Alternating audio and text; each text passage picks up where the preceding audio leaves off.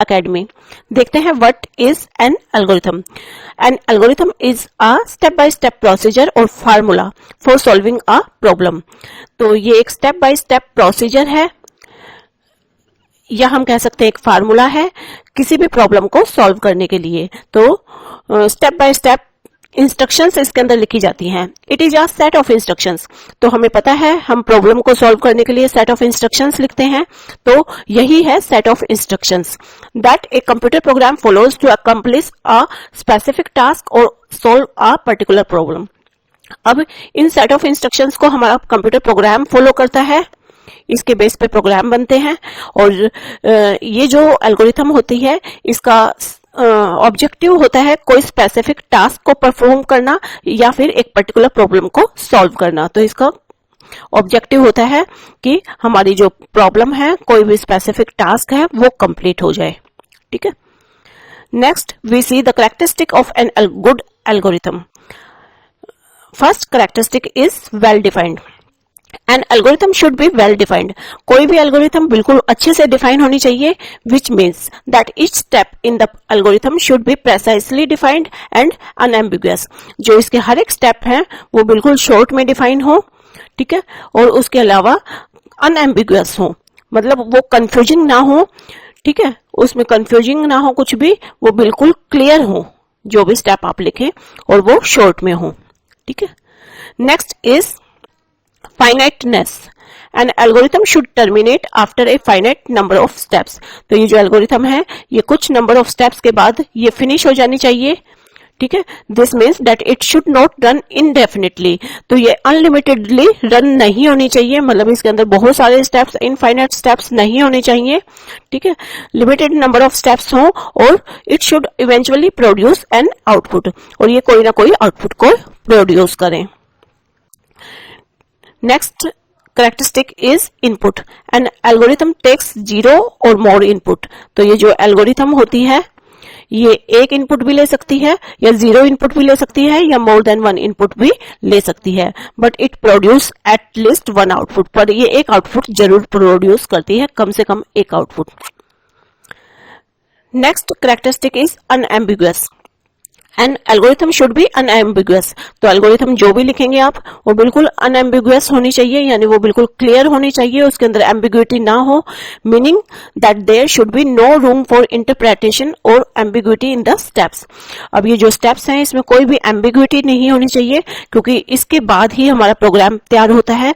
तो अगर इसके अंदर एम्बिग्युइटी है तो हमारा सोल्यूशन नहीं होगा हमारी प्रॉब्लम का।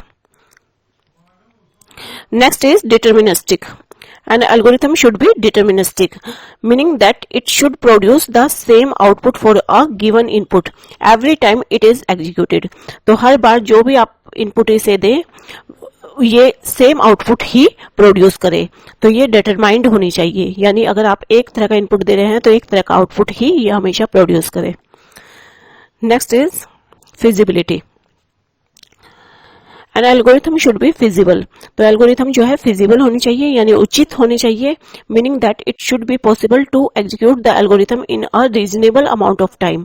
तो ये जो भी एल्गोरिथम है ये रीजनेबल अमाउंट ऑफ टाइम में एग्जीक्यूट हो जाए and with a reasonable amount of resources, और ये रीजनेबल रिसोर्सेज के साथ जो है रीजनेबल टाइम में एग्जीक्यूट हो जाए। तो ये रिसोर्सेज जो कि सीपीयू, मेमोरी, मतलब कम से कम रिसोर्सेज को लेते हुए ये जो है एल्गोरिथम एग्जीक्यूट हो। Next is language independent. तो नेक्स्ट कैरेक्टरिस्टिक है language independent. N algorithm should B language independent. तो एल्गोरिथम किसी भी लैंग्वेज पे डिपेंड नहीं होती। अगर एक बार आपने एल्गोरिथम बना दी है तो उसको मल्टीपल प्रोग्रामिंग लैंग्वेज के अंदर एग्जीक्यूट किया जा सकता है। ठीक है। तो इसके बेस पे multiple programming. Let's see the topic algorithm designing. An algorithm is a procedure to solve a particular problem in an ordered finite number of steps. तो एल्गोरिथम एक पर्टिकुलर प्रॉब्लम को सॉल्व करने की प्रोसीजर है जिसके अंदर जो स्टेप्स लिखे जाते हैं वो फाइनाइट होते हैं और वो ऑर्डर्ड वे में फॉलो किए जाते हैं, यानी जिस ऑर्डर में उन स्टेप्स को लिखा गया है उसी ऑर्डर में उनको फॉलो करना होता है एल्गोरिथम के अंदर। We must follow series of instructions to complete a desired task. तो एक डिजायर्ड टास्क को कंप्लीट करने के लिए जो सीरीज ऑफ इंस्ट्रक्शंस इसमें लिखी जाती हैं उनको जो है उसी सीरीज में फॉलो करना होता है। Let's see the example. To find sum of two numbers, suppose हमने दो नंबर्स का सम करना है, तो इसकी एल्गोरिथम कैसे लिखी जाएगी? इसके लिए स्टेप्स लिखे जाएंगे और जिस सीक्वेंस में ये स्टेप लिखे जाएंगे उसी सीक्वेंस में इनको फॉलो करना होता है। तो फर्स्ट स्टेप इज स्टार्ट। सबसे पहले एल्गोरिथम को स्टार्ट करेंगे, फिर हम दो नंबर्स को रीड करेंगे एज num1, num2, क्योंकि हमने दो नंबर्स का सम निकालना है। तो पहला नंबर num1 में रखेंगे, दूसरा नंबर num2 में रखेंगे। Next sum equal to sum num1 plus num2। अब जो दो नंबर्स हमने रीड किए हैं उन दोनों को ऐड करेंगे और रिजल्ट डाल देंगे सम में। रिजल्ट आ चुका है, अगले स्टेप में सम को प्रिंट कर देंगे। ठीक है, एल्गोरिथम फिनिश हो गई है। अब इसको स्टॉप लिखकर एल्गोरिथम को फिनिश करेंगे। तो इस तरीके से सीक्वेंस ऑफ स्टेप्स रहते हैं किसी भी प्रॉब्लम को सॉल्व करने के लिए। बिल्कुल इजी होता है एल्गोरिथम। गुड मॉर्निंग स्टूडेंट्स, आज की एल्गो में हम सीखेंगे how to find the perimeter of a rectangle. Welcome to G scholars academy. Start करते हैं एल्गोरिथम को स्टार्ट लिखकर। अब हम लेंथ को रीड करेंगे LEN के अंदर और ब्रेड्थ को रीड करेंगे BR के अंदर। तो रेक्टेंगल जो कि जिसके अंदर लेंथ और ब्रेड्थ होती हैं, तो ये तो होती है लेंथ और ये होती है ब्रेड्थ। तो हम जो है लेंथ और ब्रेड्थ को रीड कर लेंगे। पेरीमीटर होता है इसके अंदर का सारा एरिया, तो लेंथ और ब्रेड्थ इसका 2 टाइम्स होगा पेरीमीटर। तो रेक्टेंगल का पेरीमीटर क्या होता है? That is length plus breadth और इसका 2 टाइम्स, क्योंकि 2 बार ये L और B होते हैं। अब पेरीमीटर हमारा निकल जाएगा तो हम उसको प्रिंट कर लेंगे, then stop the algorithm. Okay students, जैसे अगर इसका लेंथ है 2 और ब्रेड्थ है 4, लेंथ इसकी 2 है और ब्रेड्थ है 4, तो इसका पेरीमीटर क्या होगा? 2 into length plus breadth, that is 4 plus 2 6, तो 2 टाइम्स ऑफ द 6, रिजल्ट होगा 12। तो इस 12 को हम प्रिंट कर देंगे। Okay students, this is the simple algorithm of the perimeter of rectangle. Students, in algorithms के फ्लो चार्ट्स भी हमारे चैनल पर हैं और उनका लिंक आपको डिस्क्रिप्शन बॉक्स में मिल जाएगा।